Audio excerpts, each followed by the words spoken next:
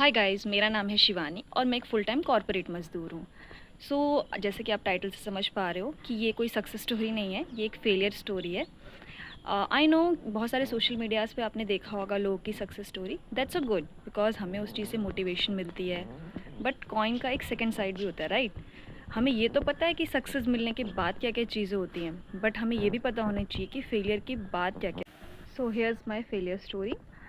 ये बात तब की है 2017 जब मैंने बीटेक जस्ट पास आउट किया था। बीटेक मैंने सिविल इंजीनियरिंग से किया था। एंड एज़ यू नो कि मैं बिहारी फैमिली से बिलोंग करती हूँ, तो Bihar is famous for IAS, PCS and government jobs, right? So मेरी फैमिली का भी यही था कि अब तो गवर्नमेंट जॉब्स की तैयारी करनी है।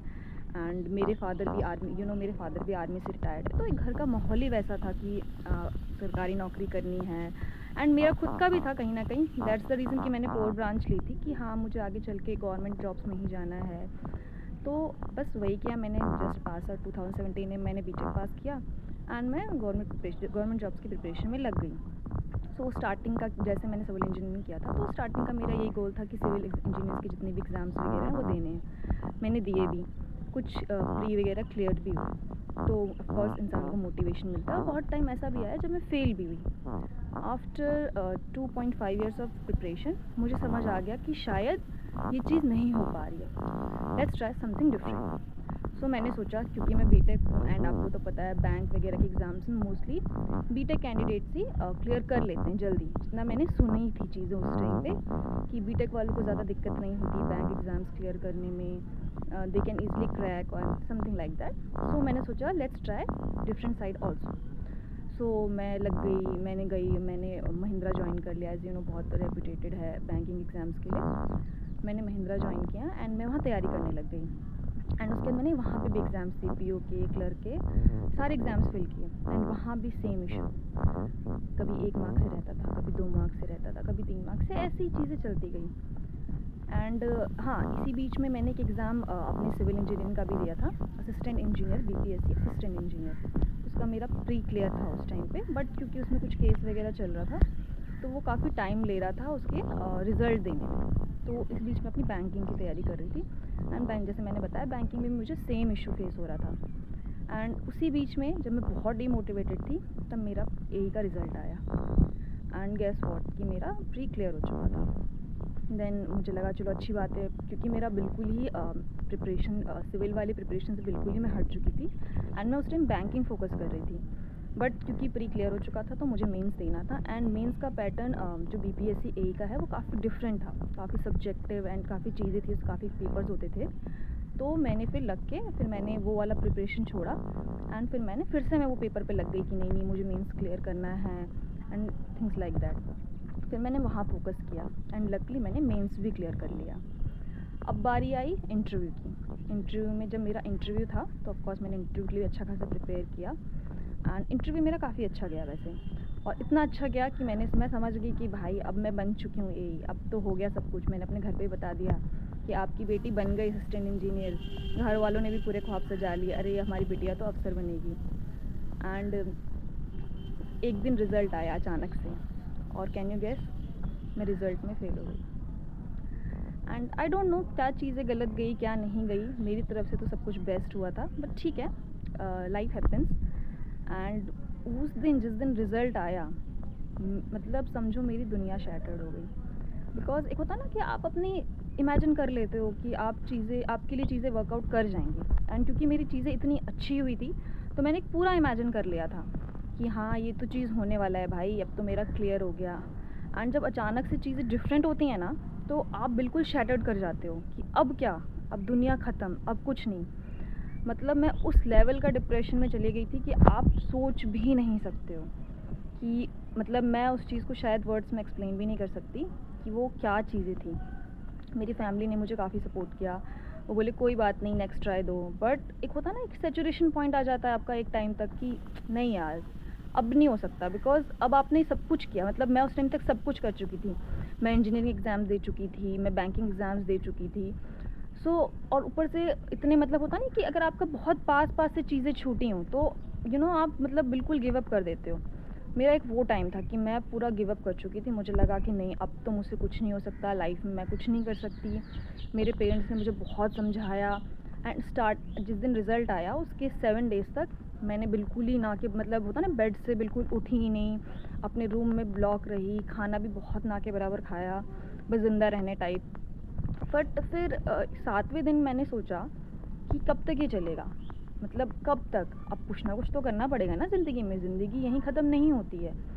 देन मैंने बट मुझे अपने आप को डिस्ट्रैक्ट करना था इन सब चीज़ों से, अगर मैं, और हाँ, इसी बीच में एक ट्विस्ट ये है कि जब ये सब चीज़ें हुई और जो मेरा इंटरव्यू हुआ था बीपीएससीए का, उस टाइम कोविड चल रहा था। दैट्स द रीज़न कि मैं डबल डिप्रेशन में थी, बिकॉज कोविड तो आप लोग जानते ही हो कि हमारे लिए कितना बेकार फेज़ था। हम लोग कहीं बाहर नहीं निकल सकते, किसी से ज़्यादा मिल-जुल नहीं सकते, आप किसी से मिल के अपने दुःख भी नहीं बाँट सकते। तो ये सब चीज़ें कोविड टाइम की बात थी। तो कोविड के टाइम हम वही वाला सीन था कि हम सब घर में कैद थे। बट कहीं न कहीं वो सिचुएशन, कोविड की सिचुएशन मेरे लिए एडवांटेज कर गई, क्योंकि जब 7वें दिन मैंने सोचा कि अब क्या, अब तो बेड से उठना पड़ेगा, कुछ ना कुछ तो डिफरेंट करना पड़ेगा।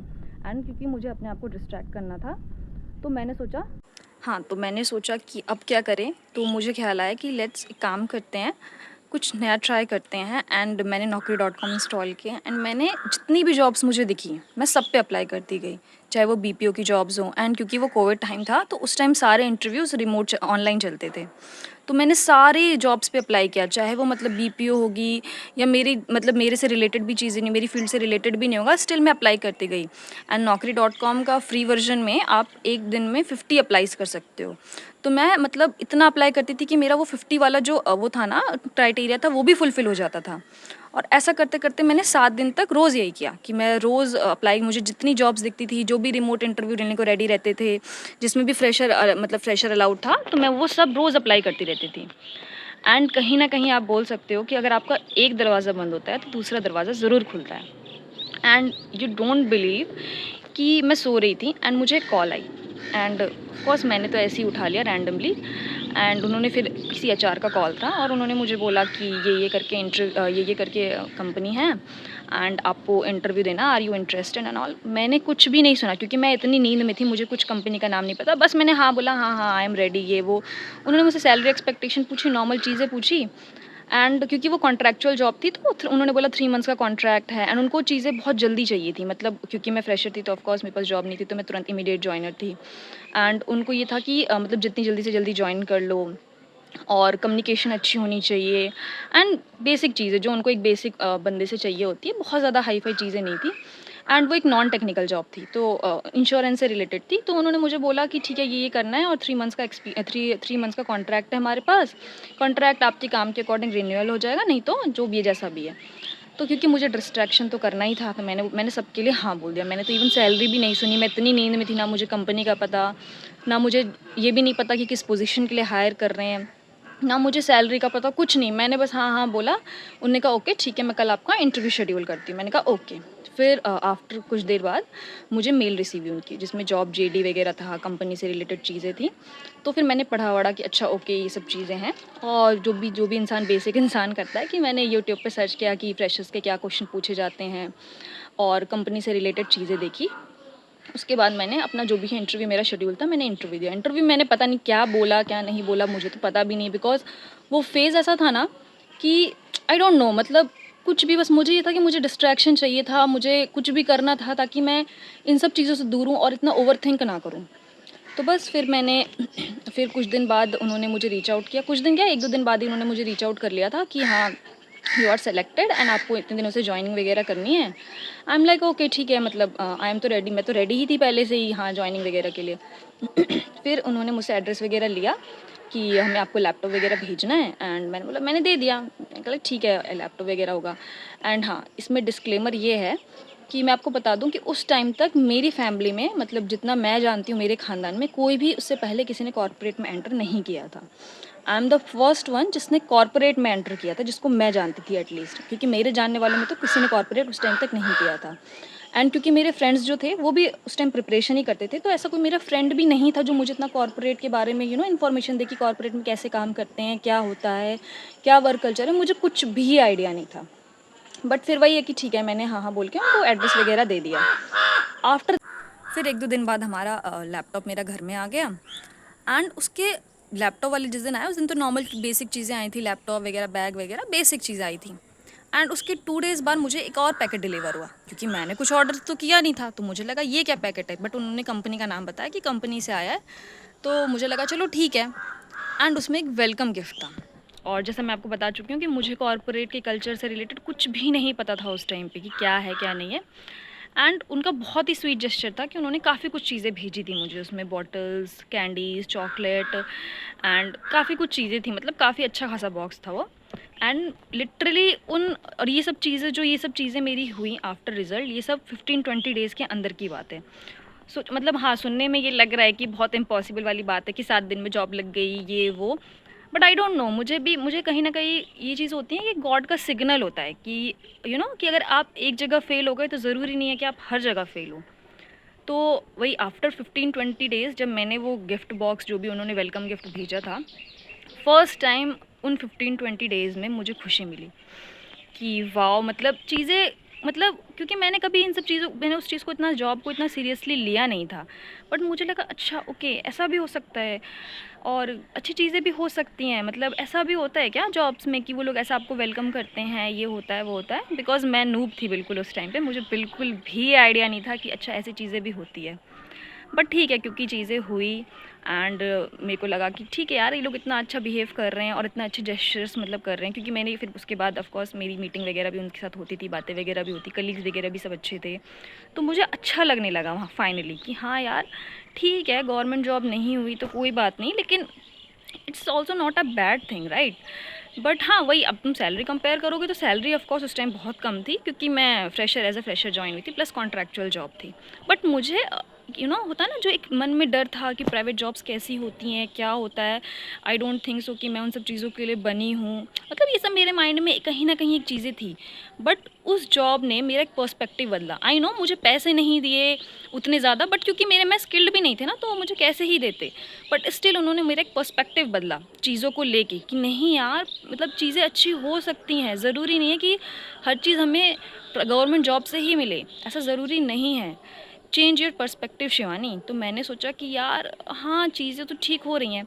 फिर क्या, फिर धीरे धीरे मुझे मेरा कॉन्ट्रैक्ट 3 मंथ्स का ख़त्म हुआ, फिर मेरा उन्होंने कॉन्ट्रैक्ट 3 मंथ्स का और रिन्यू कर दिया कि ठीक है आप कर लो करके। फिर उन्होंने मुझे परमानेंट के लिए भी बोला, बट यही बात है कि सैलरी वगैरह काफ़ी कम थी एंड काम थोड़ा मेरे टाइप का था नहीं, क्योंकि वहाँ थोड़ा नॉन टेक जॉब था। एंड फिर मैंने 6 मंथ बाद मैंने फिर से इंटरव्यूज़ वगैरह, और हाँ उस टाइम भी कोविड टाइम ही क्योंकि चल रहा था, तो मैंने फिर से अप्लाई वगैरह करना चालू कर दिया। एंड इस टाइम मैंने अपनी टेक्निकल जॉब्स के लिए ट्राई किया, क्योंकि सिविल की नहीं, क्योंकि सिविल में मोस्टली आपको पता होगा फील्ड वर्क होता है, ऑफिस वर्क भी होता है, बट वहाँ कम वर्क होता है, तो ऑफिस में आपको ऑफिस जाना होता है, तो वो वाली चीज़ें इतनी रिमोटली चल नहीं रही थी उस टाइम पे। फिर मैंने सोचा कि चलो आईटी के थ्रू थोड़ा आईटी पे स्विच करते हैं, कि आईटी पे थोड़ा सा देते हैं ध्यान देते हैं, कि अलग अलग जगह इंटरव्यूज़ ट्राई करते हैं या अप्लाई करने को ट्राई करते हैं। एंड यू डोंट बिलीव कि मुझे भी नहीं पता, मैंने जैसे कहा ना, मैं रैंडमली बहुत सारे क्या कहते हैं जॉब्स पे मैं अप्लाई करती थी, तो मुझे एक रैंडम एचआर का वैसे ही फिर से कॉल आया आफ्टर 6 मंथ, जब मैंने अप्लाई करना चालू किया था। और मैंने सोचा कि अब मुझे जॉब स्विच करनी है एंड इस टाइम में परमानेंट होंगी एंड ठीक ठाक टेक्निकल में जाऊंगी, क्योंकि मुझे नॉन टेक में थोड़ा मेरा टाइप नहीं था, मैं समझ चुकी थी। आई नो लोग अच्छे थे, कलीग्स अच्छे थे, इन्वायरमेंट अच्छा था, बट स्टिल ना कि मतलब आप यहाँ नहीं मतलब आप यहाँ नहीं बिलोंग करते हो इस चीज़ को। तो मेरे को वैसे ही फील आती थी कि नहीं यार, ये चीज़ मेरे लिए नहीं है, मैं कुछ अलग करने के लिए हूँ। तो फिर मुझे वही मैंने बोला ना, रैंडम एचआर से मुझे कॉल आई।